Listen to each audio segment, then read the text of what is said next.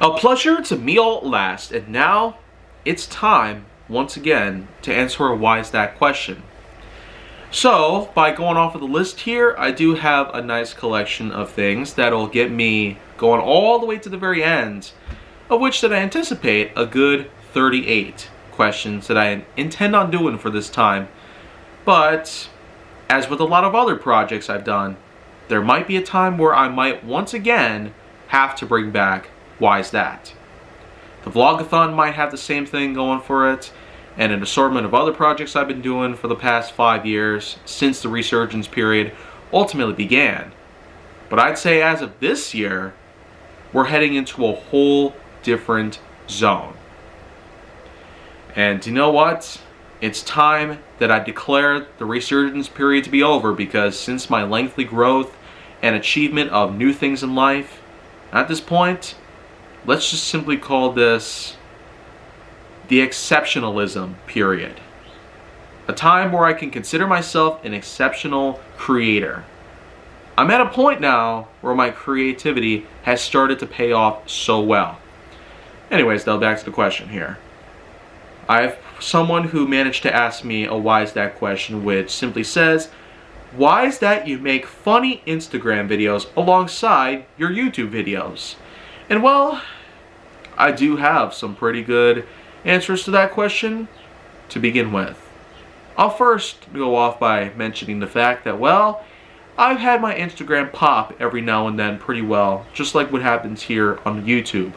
And I'm more than impressed enough with the way that it is. The fact that I have another social media is probably not going to add up very well. It was horrible enough that Twitter had to come around in my life. But now that I've severed ties with it, once and for all, I shan't have to worry about it. But I got Instagram and YouTube as my prime focus. But I might go back to Mastodon because it is a much more versatile way of having a Twitter-like feature take place. It'll certainly be a whole lot better compared to Twitter by any means. And so, that'll probably be that. Though I might consider trying a streaming-based service. Not just with YouTube, but also with something different like Streamlabs perhaps. Who really knows? Until any of that happens though, some things will probably not come by for a while. But the thing is, these funny Instagram videos such as Choo Choo doing the famous Yorkie dance, set to endorse Pump It Up, which is a song that's, spoiler alerts, if you can call it that, will also be making an appearance in Hot Wheels Hilarity Season 8.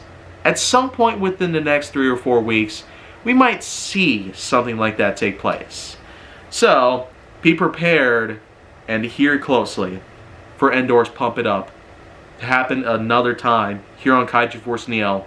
But otherwise, there's plenty of other videos that people have liked about it, such as me ordering a cupcake from Sprinkles.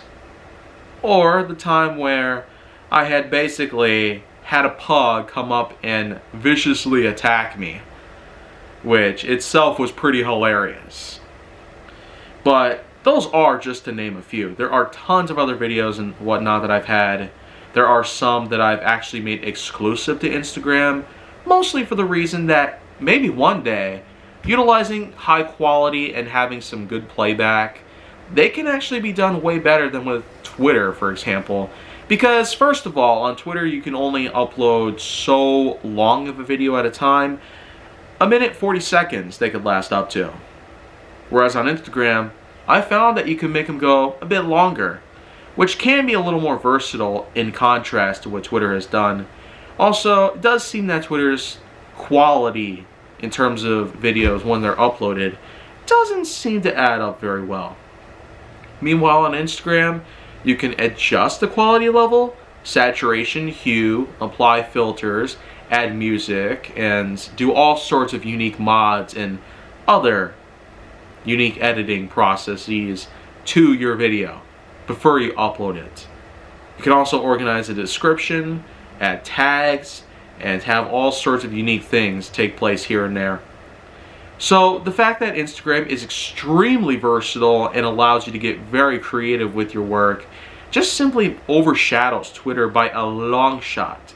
Also, with the fact that Instagram can have a much higher capacity in terms of text compared to Twitter's 240 character limit, just really is a combination of delight and innovation beyond belief. And I know what you're thinking. It just simply means that I happen to be a fan of Meta, which is formerly known as Facebook. Yeah, as of 2021, Zuckerberg himself had the idea to rename the platform to Meta. No longer calling it Facebook, the one name that's been around for 17 long years. And after 2 years since it was changed to Meta, has it improved very much? I don't quite know at this point. But let's just be real though. Regardless of what platform it is under, I still am going to consider Instagram a true social media masterpiece by any means. Being that there's not a lot of controversy that takes place there at all compared to Twitter, it might occasionally get a little singe here and there from someone every now and then. But you know what? These are just situations that are there. And compared to Twitter's extremely lengthy list of controversial thoughts and debates and opinions and stuff, it's really been what has made this world such an unforgivable place. Social media in general has been no-go for so many people, and I'm glad that I have since quit a number of platforms. But to think about it though, to call my videos funny, if you think that's funny, that's really just your own take on the whole thing. I just upload some videos here and there, silly or not, for the heck of it. I mean, it's one thing for Choo Choo to dance to Pump It Up by Endor, one thing for a giant fat pug to attack me, one thing for me to be flying through storm clouds in a plane, one thing for me to have a few videos of my latest trip to Disney World in 2017, as opposed to when I had uploaded 8 different videos to Twitter, and since then have since been taken down, along with the accounts. Both of them, of course. But the thing is that some of the videos are still on Instagram, and you can find them, so to speak. There were also a couple of other videos that I had taken in Disney World as well, but of course I made them exclusive, with some others going to other platforms, like Twitter and also Mastodon. I would seriously hope that I would eventually get my Mastodon account back at some point, but we'll see what happens then. But of course, you know, with nearly 900 posts I've made all across the board in total, within the span of 9 years almost, I tell you, since my 15th birthday happened, my Instagram account had truly been a gift of a lifetime. Something new to try with my life. Something that I feel like I could probably have just to keep busy. Especially because during the blackout period, which by June 2014 didn't seem to be much of a problem for me, I had gotten a little more focused on my schoolwork and was actually doing pretty good by 8th grade. So much so, I was getting treated to all sorts of cool stuff here and there. But otherwise though, I will say that in 2014, with Instagram being established on my end, and with almost 9 years past, I'd say my 24th birthday coming up in June 2023, I'm probably going to have a number of things to do, but the real achievement in life is the fact that the Instagram page will be turning 10 years old in June 2024. That in and of itself is going to be quite a time for me to live in. We'll see what the year 2024 does have to offer, but with the things that have happened in 2023 so far, and some things that might eventually take place as well, who really knows what could show up?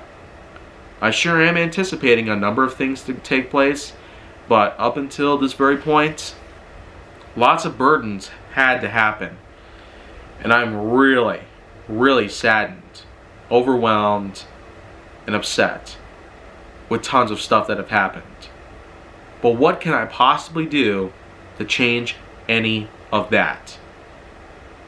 Not a lot.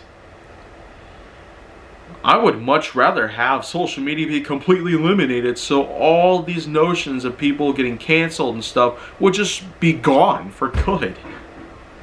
Oh man. But I can't even begin to describe the possibility of that ever happening. But as American Dad implied, there are the 5 stages of grief: denial, anger, bargaining, depression, and acceptance. I feel like I've not only gone through that stuff multiple times, all 5 stages, but in the end, I can just simply accept the fact that I'm one person who doesn't want any of this stuff to exist, but what can I do to stop it or have it deleted from the web beyond the point of recovery? What are the chances of that happening? Second to none? That's a pretty good estimate. And by this point, I feel like that after everything that has truly ever happened in my life, I'd say the past 5 years since the resurgence period began in June 2018, it sure has been quite a ride. Starting off strong and having a number of trips take place. Having to eventually find a big job with the theater corporation. Having to go through a pandemic and a number of disasters that had happened alongside it. Having to endure the near fate of our own country with our own capital almost being completely destroyed by our own people. Having to have an enormous overrated film series done by Marvel. Having to endure all sorts of things that happened on social media and all sorts of racism, bigotry, and any other kind of known problems relating to ethics. And then, of course, having a number of other things. So that's a lot to juggle with, but when you really think about it, some people might have it worse than I do. Some people might have it better than I do. But do I deserve to be better than them? Maybe not entirely. If I just stay as I am now, I'll probably be fine. But in the end, all I got to worry about now is what happens today. What I do today can allow me to discover what can happen tomorrow. And as we know now, this is the end of the video. And I'll see you guys again with another question answered here on Why's That soon enough.